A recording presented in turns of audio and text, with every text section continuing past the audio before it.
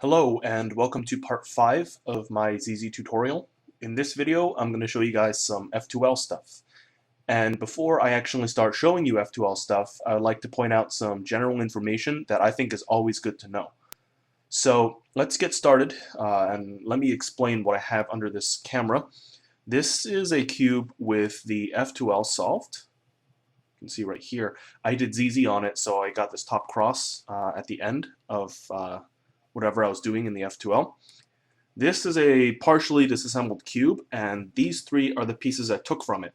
So the reason I took these pieces out was to show you that these are the three pieces that build a block, a fully made block for the ZZF2L, and generally this is the first step of the F2L. And you can see it includes this edge piece, this corner piece, this edge piece, and obviously the center, which I couldn't take out because it doesn't stand on its own. But the center is included, and luckily for us it doesn't move. So we're actually only solving three pieces, and this fourth one will be there, and it'll form a nice square. So if you're familiar with CFOP, you'll know that the pieces I took out are actually a cross piece. In case couldn't see that, it's red and white, and this pair, it's white, blue, and red. So for those of you that do CFOP, you recognize this as a cross piece and a pair.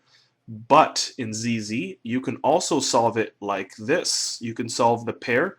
That's actually the bottom two pieces of this block over here, and then you can group it with its corresponding edge piece in the second layer here, and you can form the square that way as well. So there are two ways to form the square because there are three pieces, and it's your job as a ZZ solver to find the best square to start with, because a good start is always really good for your time, because it will be low move count and it'll save you a lot of trouble. So in this video, what I'm going to do is show you strategies on how to form a pair and connect it to its cross piece, and also I'm going to show you strategies to form this block here and connect it to its corresponding edge piece. So there are two ways to do it again, and I will talk about both. After I talk about both, I'll give you guys some interesting tips slash suggestions that I feel are really good, and then we'll talk about some last slot stuff, and then we'll do some examples. Hope you enjoy. Alright, so what I have here is a partially scrambled cube. I have an EO line solved, and I have this block connected already, and I'm going to use this block as an example to show you guys what you can do and what you cannot do when you attempt to form this block.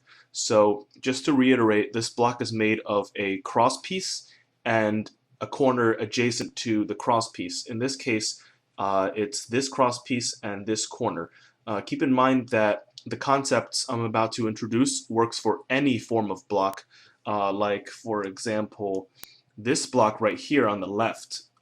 It's a bit tedious to show how to do it with every single block, because all you do is, for this case, you mirror it, and say this block was the right block for the back, it would just have to be translated in your head a bit to fit the concept I tell you. So the concept I introduce will work for all the blocks. I'm just doing it once to be efficient so I can show you more things. So like I said, it's formed by these two pieces, and if you want to connect the block, the last move before you do it, the edge piece, if you want to form the block on the top, the edge piece will always have to be here or here. And let me explain why. So what I like to call the R and L faces are the working faces. So what you do with the working faces is you move the corner pieces around to connect to this block here. So say if my corner piece was down here after I finished the EO line, I would see that it could move up to here to connect with this block, right? And if my corner piece was, say, over here, I would know that it would have to move down here to connect with my block. So let's try to connect the blocks like this. So this one and this one. There's really no way to do it until you hide the corner, move the block into one of the positions I just mentioned and unhide or bring the corner back so you can connect the block. So remember, if you're in a position like this, you have to get this edge to either this position or this position to connect the block if you want the white pieces to face up. So that's a very general idea that works for pretty much every case. You just have to, because there's really no way to connect these blocks until you do it. And just for your information, this block can also be formed like this. So if you ever see it like this, where the edge piece is in the other spot I mentioned, you can form the block like this. So you can connect it from here or from back here. You connect it like this to form the pieces. And also, just so you know, I think a good way to remember this is you can either form the block right on top of the block you're making or directly diagonal from it, like this. So you can never form this block or finalize forming it in these two areas because there's no way to actually get these two to be connected like this in a solve using RUL. So it's either here or either directly diagonal to it like this. Now let's talk about how to actually use this, because we're not done when we form this block. We have to find its corresponding edge piece. And here it is. So how I know is that this is red and blue, and this is also red and blue. So what I'm going to do is connect the reds like this. So this edge right now is very close to being solved, but instead of solving it, what I'm going to do is turn it away from where it should go.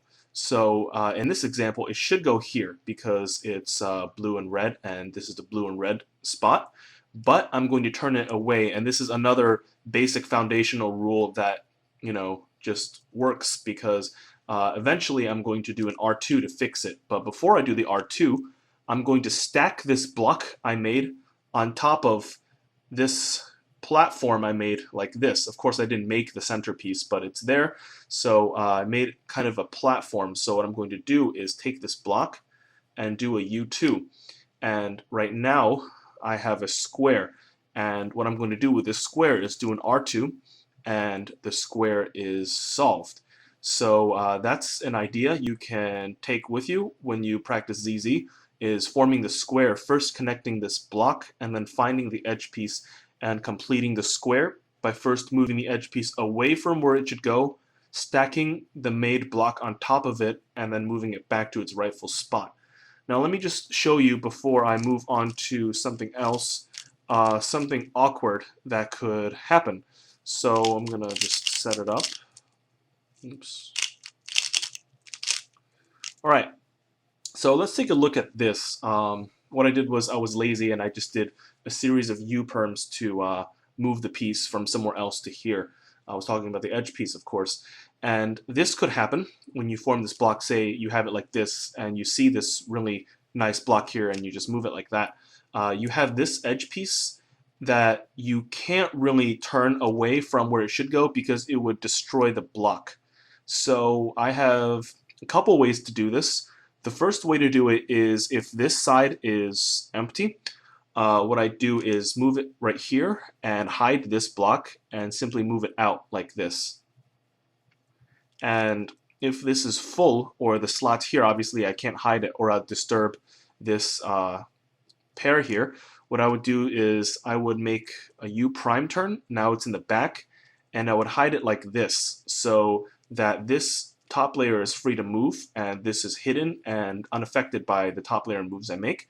So I would do a U2 and bring it back, and now they're in a good position to line up the reds, move away from where it should belong, stack on top of the platform, and do an R2 to solve it. So that's the main idea when you form these blocks.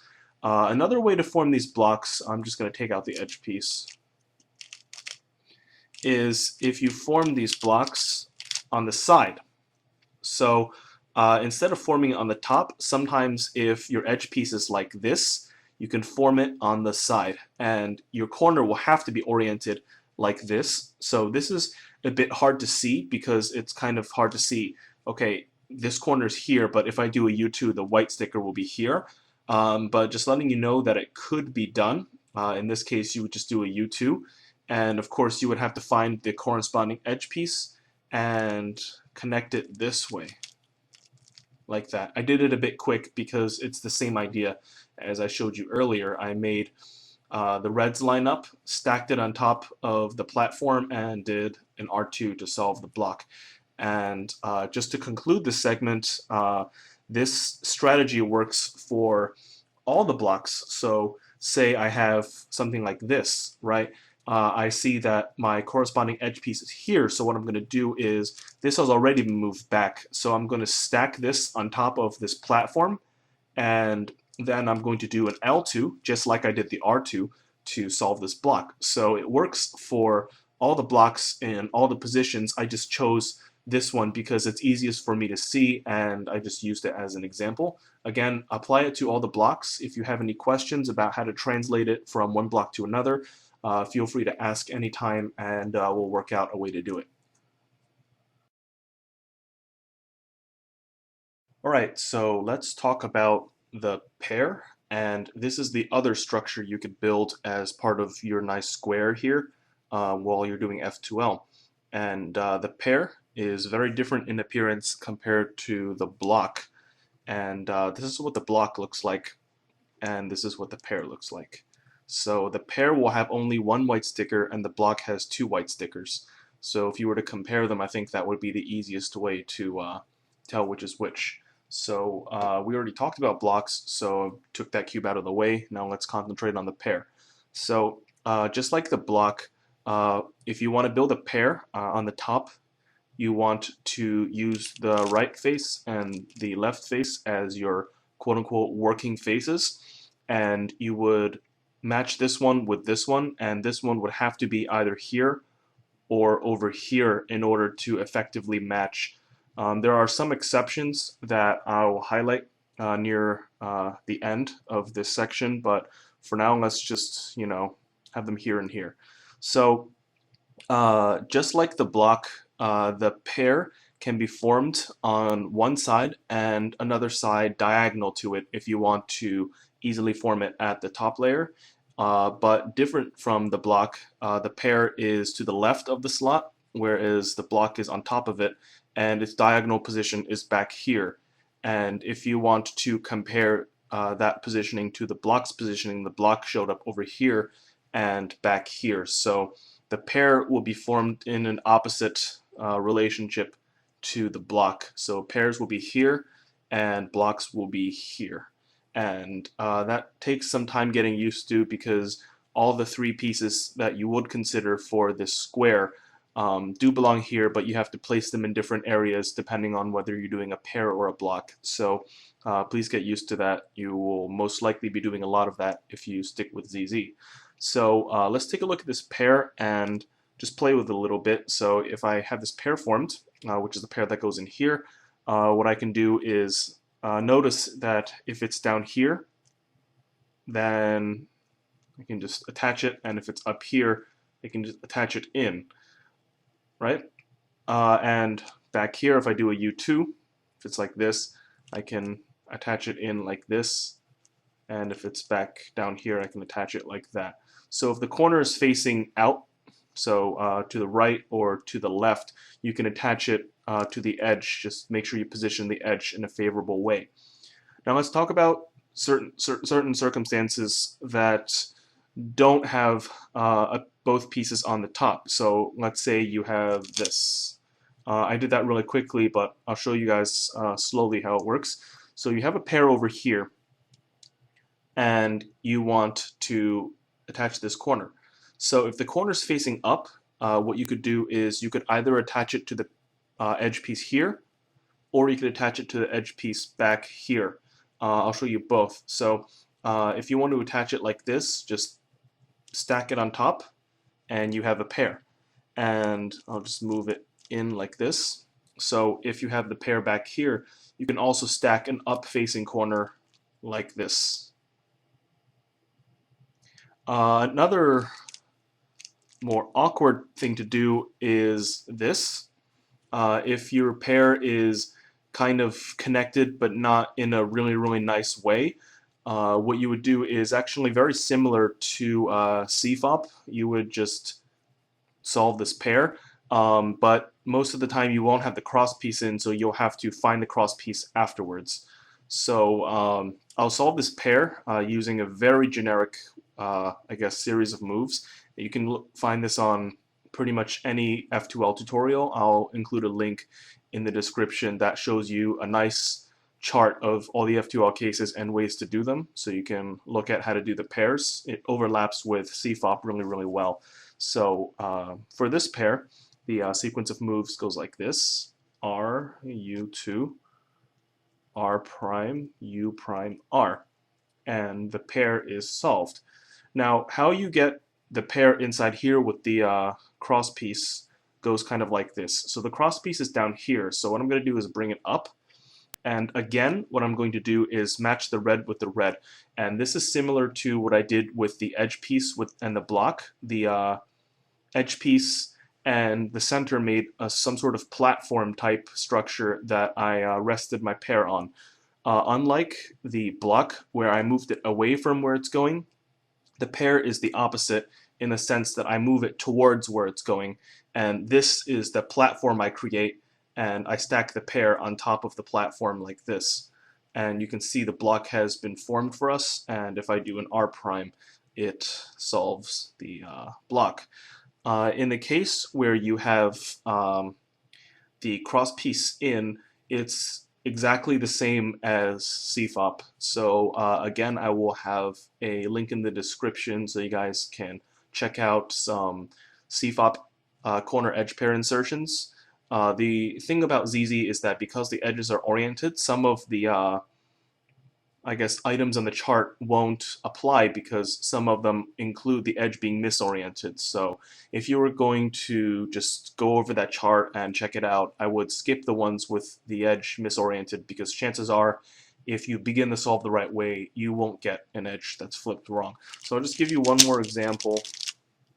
So if I have this, right, and I have the cross piece in, this is triple sexy move. It's this piece stacked on top of this piece, exactly the same as CFOP. And if I have this, like this, this is an insertion that works like this, and it sets up a 3-move insertion like this. So either you form the pair on the top layer or stacking, and you fix it with its corresponding edge piece, or the edge piece is in already and you pair it like you do in CFOP. And that's pretty much how you utilize pairs. To give you one last example, I have these two. So I know that this one's facing up, so I'm going to stack it on top of this edge piece. So I'm going to move this edge piece over here, and I stack it on top of the edge piece, and I can insert the pair like that. And just to finish things off, I have this pair and this one. So I'm going to stack this on top of that. You can see the pair is formed, and pair it with this. So remember that these two match. It goes toward the slot, it rests on top of the platform, and then it goes down. And this is a CFOP pairing case that looks like this. You can check that out on the chart I'm going to give you. So for ZZF2L, half of it is building the blocks and half of it is building the pair. I would say pairs tend to be slightly more common because in the most blocky case, what you'll get is you'll form this block and then you'll have to make a pair here, and you'll form some other block on the other side and you'll have to make the other pair there. So at most you'll have 2 blocks, and sometimes you can find that a pair is easier than a block, so you'll go for that. So from a statistics standpoint, I think that pairs are slightly more common, but you shouldn't, unless you have a very good reason, be super biased towards one and dismiss the other, because blocks really contribute to efficiency if they're done right, and of course pairs also contribute to efficiency if done right. So just make sure that you have a low move count and you're looking at the right stuff.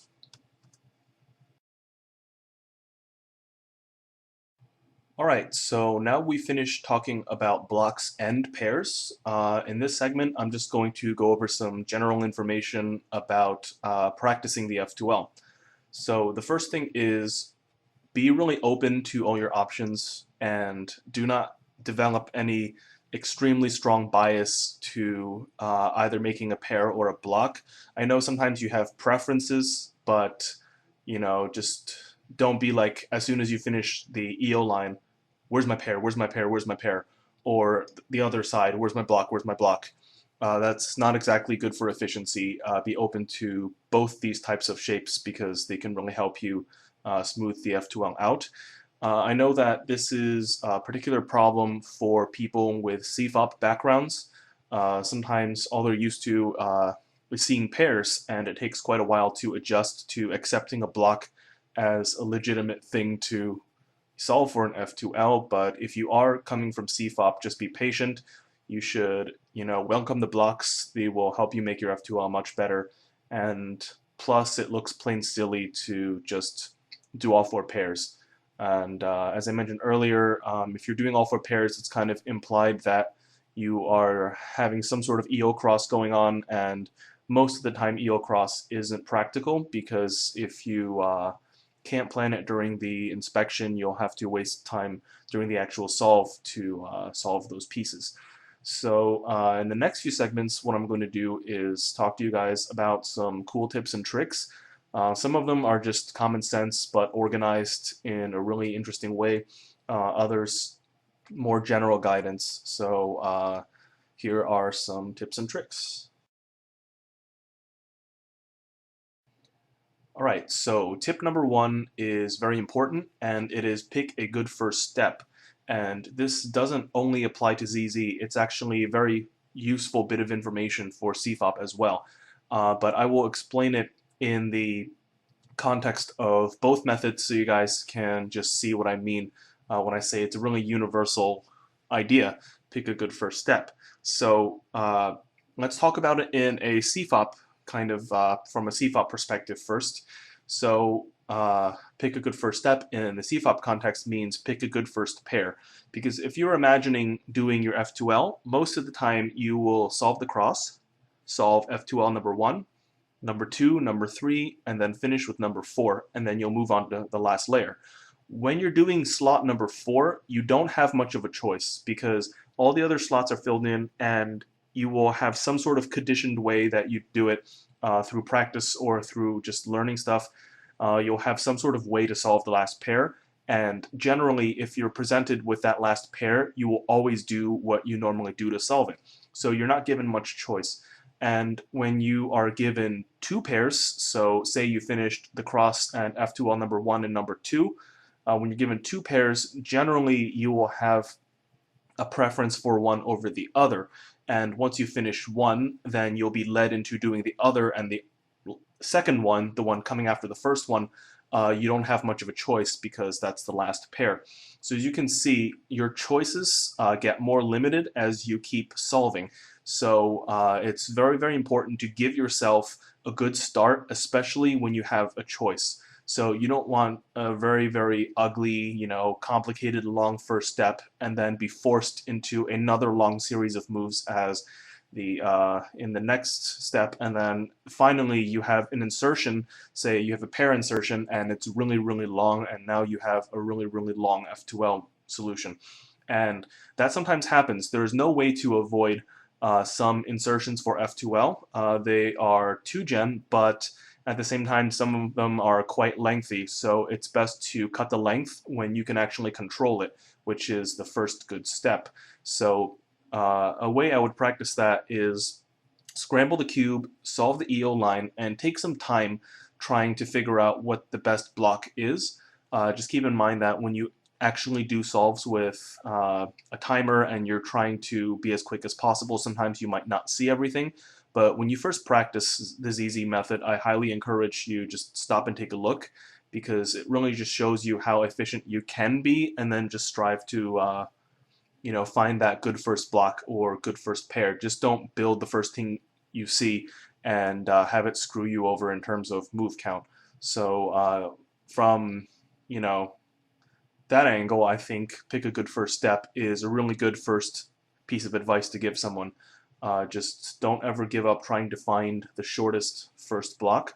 Sometimes you won't see it, and you'll pick something slightly longer but still comfortable, but in your practice, just always try to find something that flows well, because chances are in the later parts of the solve, you won't have much of a choice.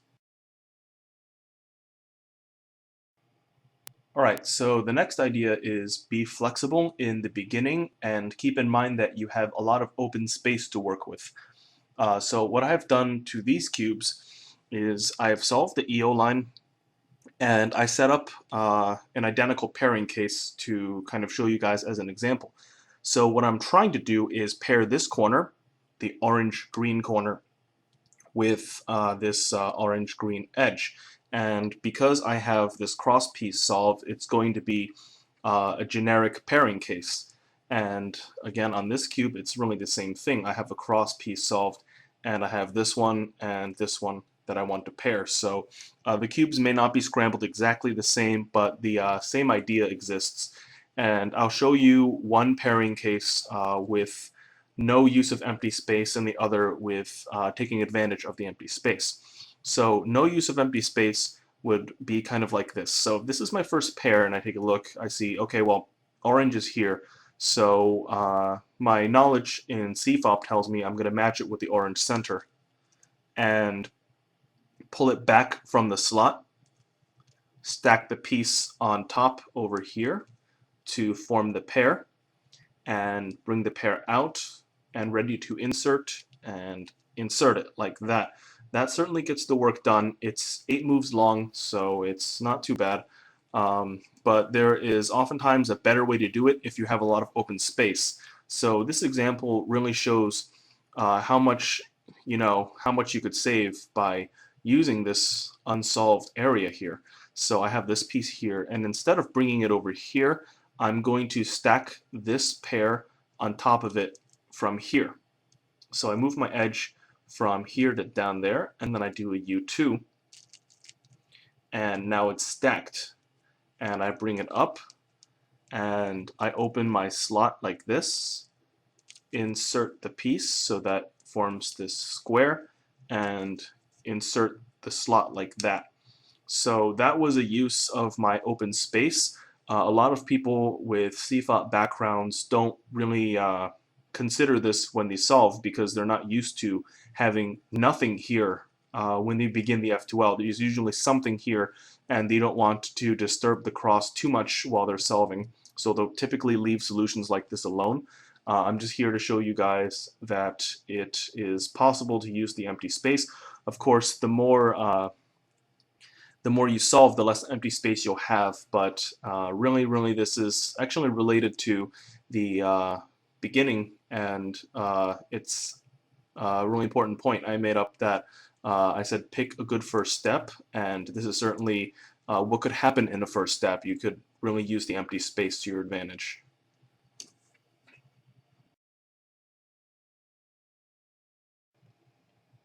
All right, so now I'm going to talk about safety piece. And I just came up with a name for it. It doesn't actually have a formal name, but I do think some other CFOP users do some sort of thought process really similar to it. They just haven't come up with the same name as me, which is totally understandable. But I'll explain why I think the naming is appropriate, and how it simplifies look ahead.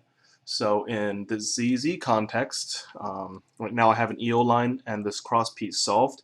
And the use for the safety piece is usually more practical when you have a cross piece solved. So let's take a look at what's happening on the left side. So this slot is open, and its pieces are here. So these pieces will eventually be solved here. And this corner is missing, but the edge is here. And this edge is what I call a safety piece. I call this a safety edge. And what I'm going to do with this is first solve some other pair. What I'll be doing is solving this pair. And then while I do this, I'm going to assume that the moves I make to solve this pair do not affect my safety piece, which is why I call it the safety piece, because you can safely assume that it will stay for the most part. And because I can safely assume that it will stay, all I need to do is track another single piece, and it will really simplify my look ahead. if you look ahead really well with your safety piece and another pair, what you can do is you can make blocks, two pairs at the same time, or a block and a pair at the same time, and that really cuts down on your pausing. So what I'm going to do is I'm going to solve this pair in a rather generic way, and while I'm doing that, I'll just show you how this piece moves, and I'll show you how this piece doesn't move. So the insertion begins like this, right? And this piece is still here. So when I solve it, I know that the piece is still here. So I know my next move is going to be a U, and then I bring it up, and then I insert it in the back. So that was an example of a safety edge. It's much more practical to do the full pair first and then the safety piece's corresponding other piece. It doesn't really work the other way around. So if you do see some sort of cross piece with a solved edge, you know to most of the time do another pair, and if you can't find anything else, immediately transition into solving the other piece that belongs in the slot that I was just referring to earlier. So that is what I called a safety edge, and it's called that because you can safely assume that it will be there, and you can use that assumption to simplify your look ahead. Now I'm going to show you a safety corner. So this is a safety corner. It is not an edge.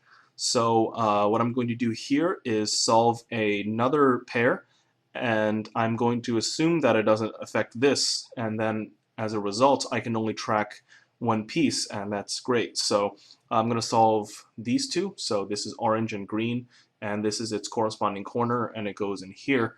And at the same time, I only need to track this piece because I know that this just will be here for a really long time. So let's try it. So I stack the oranges like this, put it on top, and insert it like this. And as soon as I know that my block is solved and I'm about to kind of close the slot, I know that I need to do a U2 after this to put this one above the orange center. So right after this, I'll do a U2, and I will be ready for this insertion like that. And that is how you use a safety corner. One extremely valuable piece of advice is that you don't always resort to a safety corner if it's not the proper, time to. So, for example, if you have another edge piece, I know this is misoriented, but just bear with me. Just pretend it's oriented. If you have another piece that belongs somewhere else, it's very hard to use this piece as a safety corner because, say, you want to solve this, and you want to do it in such a way that it doesn't disturb this. It's really hard to do it. So the main idea is if you have another piece attached to your safety piece that belongs in the F2L, it's probably, you should exercise caution and not just assume anything, because you might be missing some like chunk of your F2L and have the piece hidden here. And because of your reluctance to move the safety piece, you won't have access to the piece to solve the rest of the F2L. So that's just a friendly reminder to be careful about some of the safety pieces you use for when you solve the F2L. But for the most part, if you have a safety piece and its corresponding piece is not part of the F2L, you can 100% assume that it will be unaffected by any normal pairing series of moves you make.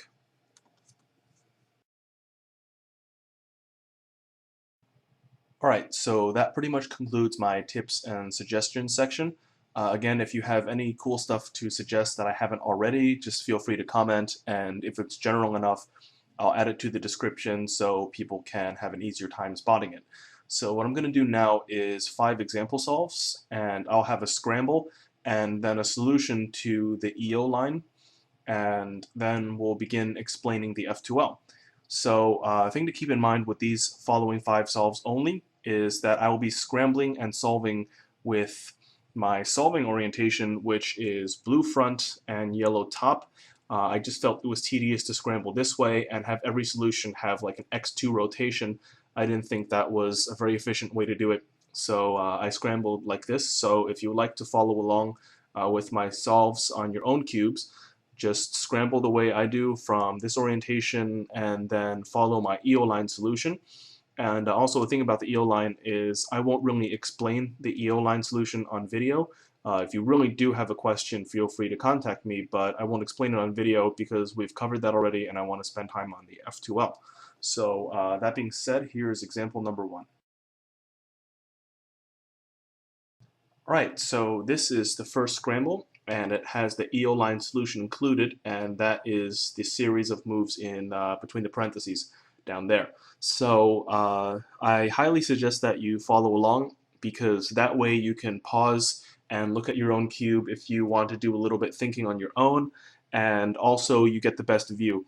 It's really hard for me to show you every single thing, so be sure to consider scrambling and following along if you want to get the most out of it. So what I'm going to do here is I'm going to go for this blue and orange block over here, and I know that this piece is one move away from being solved with a hypothetical orange piece, and it's very realistic actually because the orange piece is over here. So what I'm going to do is hide this corner down here so it's hidden, move this orange piece so it's actually here, and then do an L2 to bring it back up. So now I have the block formed, and of course its corresponding edge is here. So I'm going to match the oranges like this, move it away from the slot, stack this block on top, and do, normally I would do an L2, but I noticed that this piece is facing up, and that's really nice. So I'm not going to trap this piece in the wrong area here. So I'm going to free it up and then insert the pair.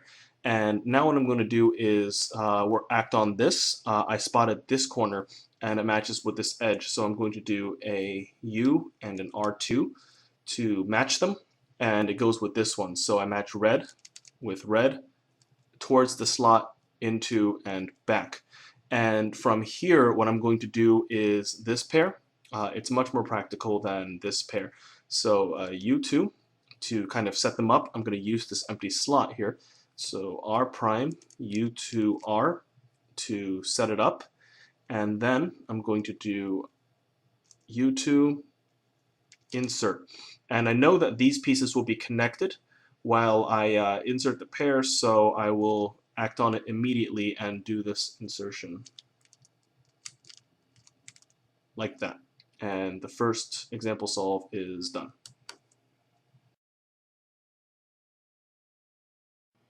Alright, so here's scramble number 2, and in this scramble I'm going to go after this pair first. So this is the blue and red corner, and this is the blue and red edge. So I'm going to move this edge over here and then the corner up so that they're connected. And I know that this piece is over here, so I'm going to do an R2 to create that platform, put it on top, and I have the square now, so I just let it back down. Now what I saw was this, and I can deduce that this piece here has white on the back, and it does. And the reason is that I don't see white on any other piece, so it must be here. It's kind of like a process of elimination thing. So in order to set up the next pair like this, I'm going to do a U2 and then solve the cross piece, because then I have a 4-move insert right here. So 1, 2, 3, and I noticed that both these corners are facing up. So while I'm solving this piece, I'm watching this one here, and I know that it pairs up like this, so I'm actually going to turn into it so I can stack these two pieces on top like this, bring it down, and then insert the pair. And now what I'm going to do is use process of elimination again. I can deduce that this piece is solved, and it is. And actually in this case I would rotate, and it's okay to rotate on the last pair as long as your last pair is 2-gen, because it's going to be 2-gen anyway and it won't screw up your edge orientation. So I'll put this on top, and it's triple sexy to finish the pair. And I subconsciously AUF'd to the angle that I solved the COLL, but that last U prime wasn't necessary and shouldn't be part of the F2L. So that's scramble number 2. It was more pair-based than scramble number 1, but that could happen, and you should also expect some scrambles to be more block-based, so just be open to the type of solutions that you could get. All right, so this is scramble number 3 complete with an EO line, and it also came with this cross piece. So when I solved the EO line, I also got this cross piece. And just because the cross piece is here does not mean you have to start working on the left side. Just do whatever you find is most convenient, and this pair happens to be most convenient. So this is red and blue, and this is the red and blue pair together, so edge and corner like this. So it's one move, and I'll match the red with the red, bring it down, U2 to stack it on top of the platform and move it down. And here is a pairing case, and I would do this because I don't see any other corners. So if I don't have a corner, I really can't insert anything. So I see this, so I'm just going to do it like this. And I see this corner, and it's for this one. So as soon as I see this one, I know this piece is solved, so I'm going to solve it like this, and this piece is here, and it matches this one, so U2, set up my pair like that, and then U2 and insert. And just to show you guys what can happen if you use a safety pair is this is the point where I was when I noticed this was solved and this was solved, and once I solved this, I would have this piece free. You can actually do this thing in one motion like this, like that. It was moved not as quickly as I could, but I tried to keep everything consistent, and you can do 2 pairs at once, and that's very realistic. What I just did, I would normally do on a speed solve too. So I think the safety pair is a really cool thing to use because you really can push your turning speed without getting bogged down with having to track pieces.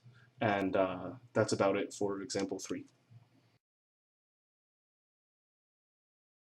All right, so here's example 4, and what I'm going to do here is connect these 2 pieces. So I know that if this piece was here, it would make a block that I could connect to this one.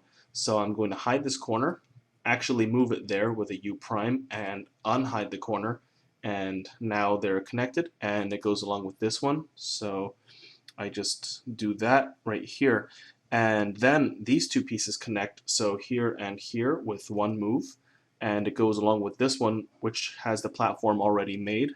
And while I do this, I notice that these pieces will require positioning, so instead of just stopping here, I'll keep turning, and then I'll do a U2, and then I'll make an L move again to pair these up, and then a U2 to get ready. And as soon as I start inserting this pair, I know that this won't be affected.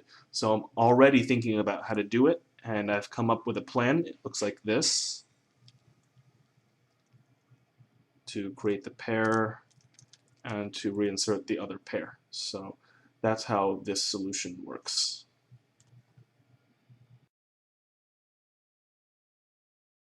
All right, so here's example 5 with the EO line solved. So let's take a quick look at this.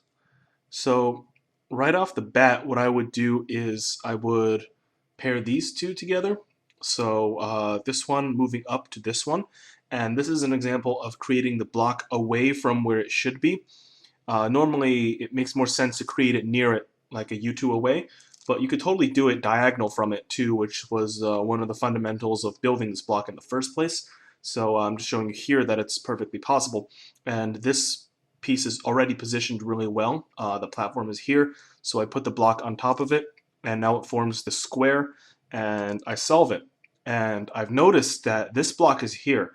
But if I take it out right now, it'll be awkwardly attached to this piece. So I'm actually going to move the piece out of the way first so that when I take the block out, it will be in a better position to insert. So what I do is I match the orange with the orange back here, pull the piece back, and then put the block on top of it and do an L2.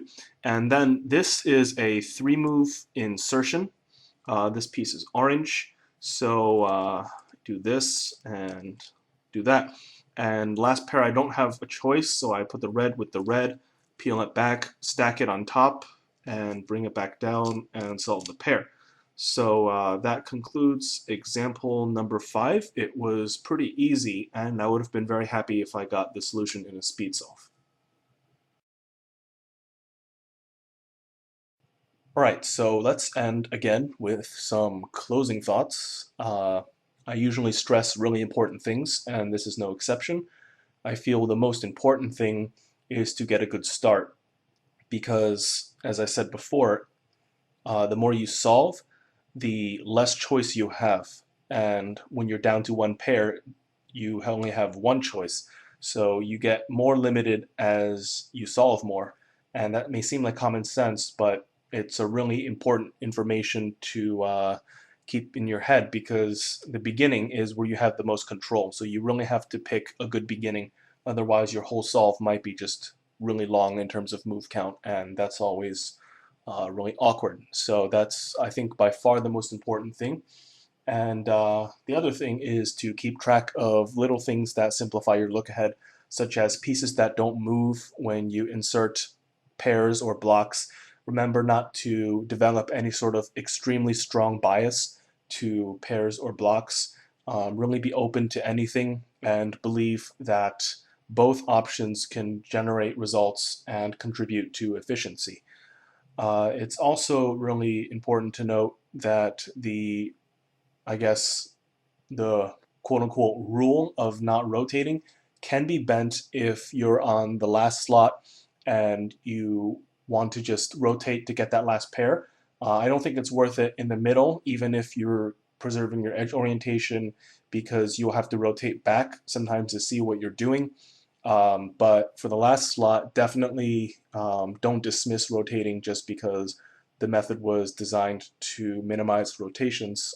It could help you in the end, and just keep in mind that the end goal is to get as fast a time as possible, and if rotating facilitates the execution of the pairing sequence, then you've got yourself a better solution if you rotate. So that's pretty much F2L in a nutshell. Just remember the same thing with the EO line. Just about anyone can do it, but not everyone can do it well. So if you want to be really, really fast, try your best from day one to do it well. And that means all the things I just said. So good start, safety pieces, try to figure out which pieces are moving and which pieces aren't to simplify your look ahead. And remember that the rules are just there to guide you and they're not there to restrict you. So if you feel like you need to bend them, then go ahead. So that pretty much concludes my section on the F2L. Again, if you have any questions, feel free to ask me anytime and we'll talk about it. So what I have planned for the future is I have a last layer video, and I will also make a few other smaller videos on other cool things ZZ can do, especially one-handed. I haven't talked about one-handed at all in this series, and I'll be covering that in a separate video. It won't be a super heavy, separate one-handed tutorial, but I'll kind of talk about how to adapt the method for one-handed solving. So just keep your eyes out for that, and I hope to see you on my next video. Thanks for watching.